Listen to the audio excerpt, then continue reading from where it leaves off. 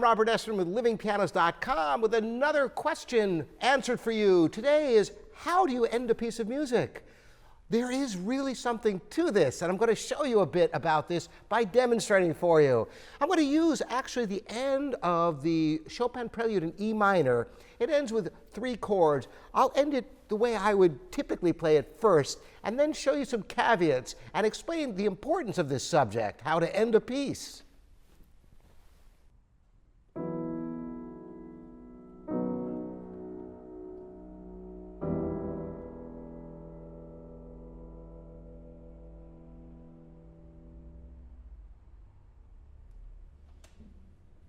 Notice how the mood lingers in the air, even after the sound is stopped.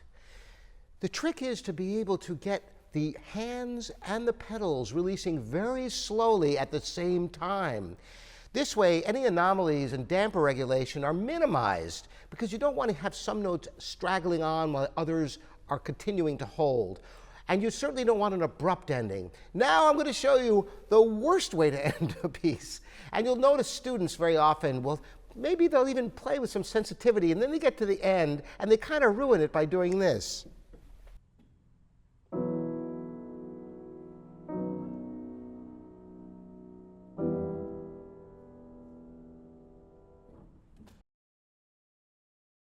The whole mood is ruined, you know? You want to have the mood linger on.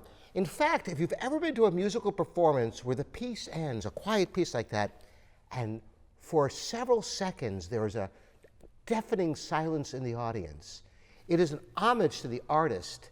And that silence at the end of a piece is sometimes even written in. Have you ever noticed on some pieces of music, in fact, you will have a fermata on the double bar?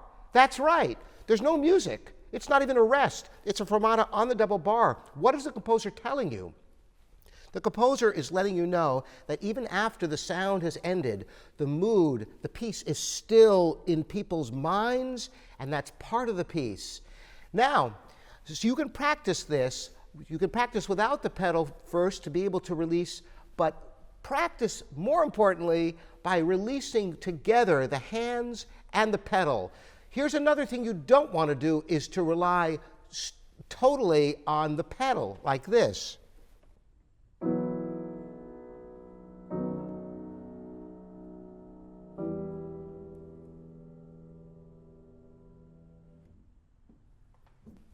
Now, on a well-regulated piano, it might sound okay, but it's confusing to the audience to even look at such a thing, because they hear the sound, is it over, is it not over?